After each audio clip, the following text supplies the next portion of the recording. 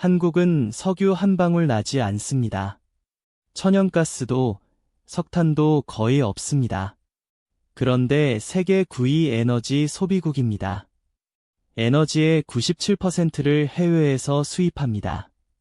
한 해 에너지 수입에 쓰는 돈만 약 1,500억 달러, 한화로 200조 원이 넘습니다. 만약 내일 중동에서 전쟁이 터지고 석유 수입이 막힌다면 어떻게 될까요?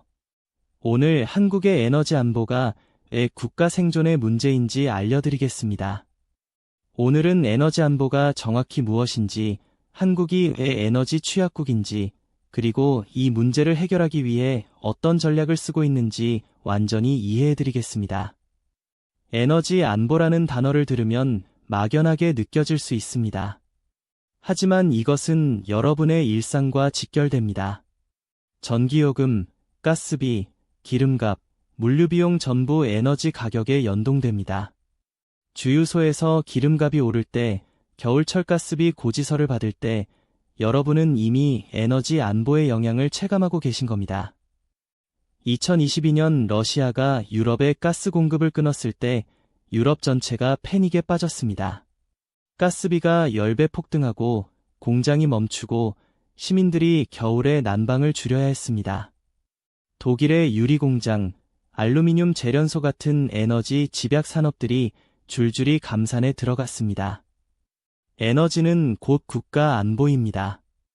이 영상을 끝까지 보시면 뉴스에서 에너지 위기, 원전 논쟁, LNG 도입 같은 이야기가 나올 때마다 정확히 무슨 뜻인지 이해하실 수 있습니다. 그리고 한국이 왜 이 문제에 그토록 민감한지도 알게 되실 겁니다. 에너지 안보란 한 나라가 필요한 에너지를 안정적으로 확보할 수 있는 능력을 말합니다.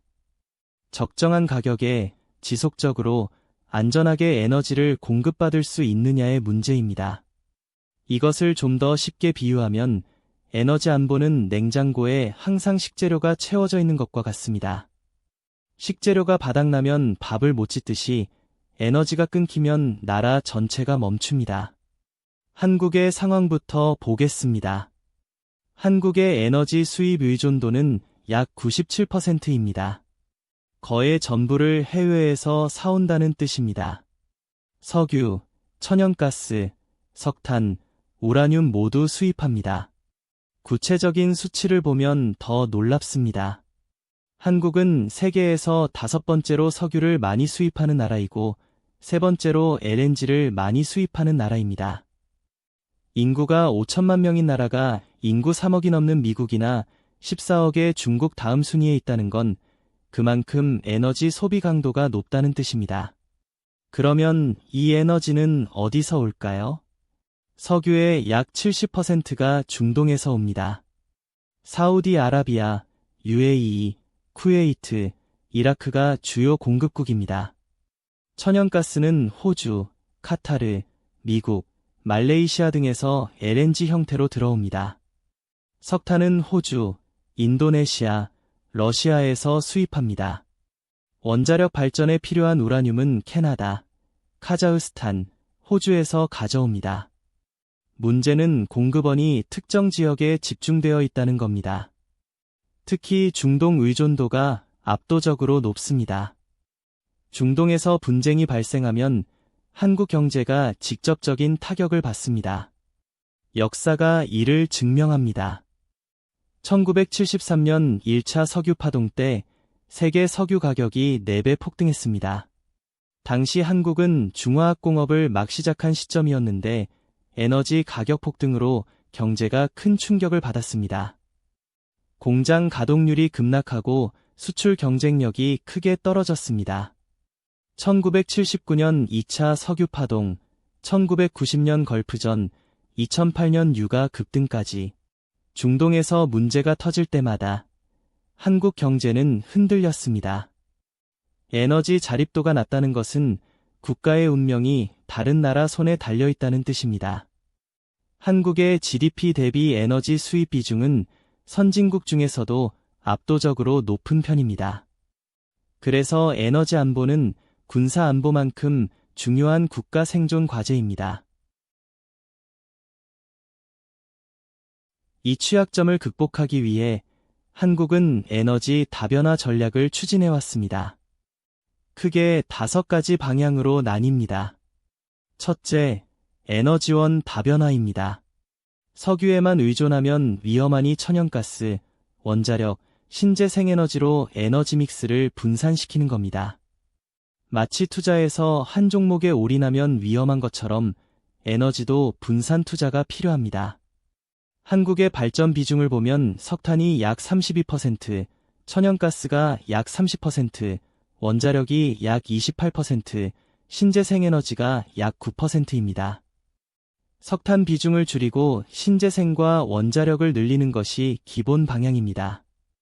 탄소 중립 목표에 맞춰 석탄 발전소를 점진적으로 폐쇄하고 있기도 합니다.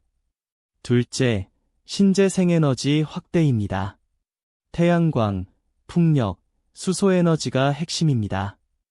신재생에너지는 해외 수입 없이 국내에서 생산할 수 있으므로 에너지 자립도를 높이는 근본적인 해법입니다.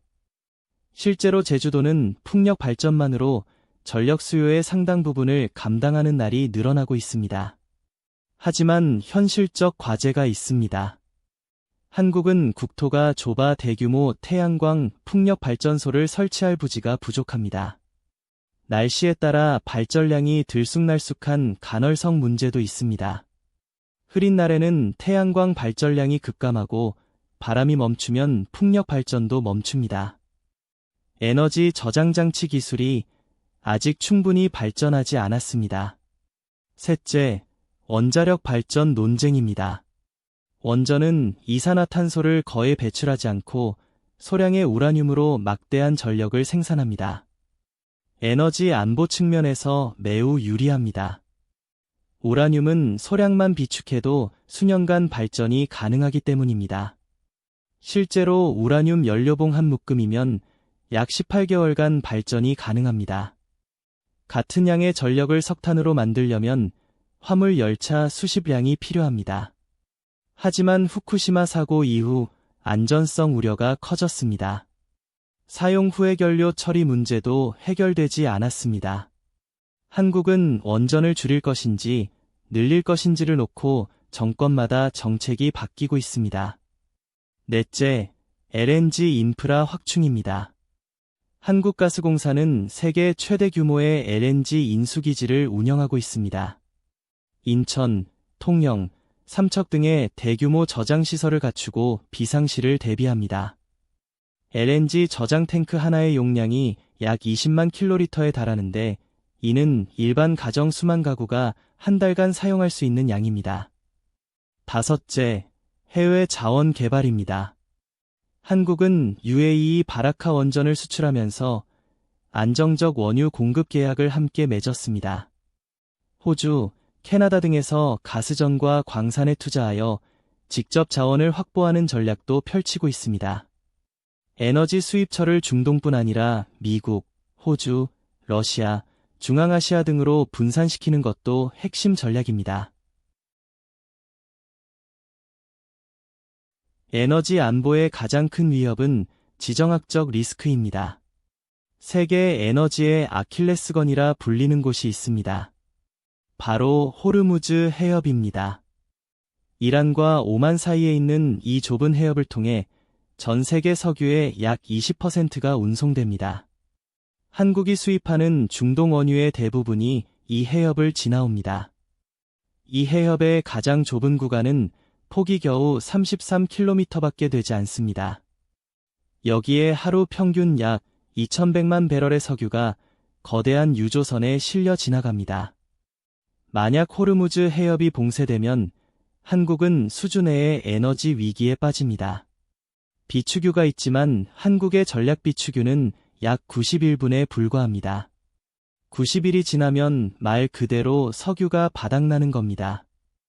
이란은 미국과 갈등이 심화될 때마다 호르무즈 해협 봉쇄를 위협해왔습니다. 이것이 중동 긴장이 한국에 직결되는 이유입니다. 또 하나의 거대한 리스크는 러시아의 에너지 무기화입니다. 2022년 러시아 우크라이나 전쟁이 터졌을 때 러시아는 유럽에 가스 공급을 줄이기 시작했습니다.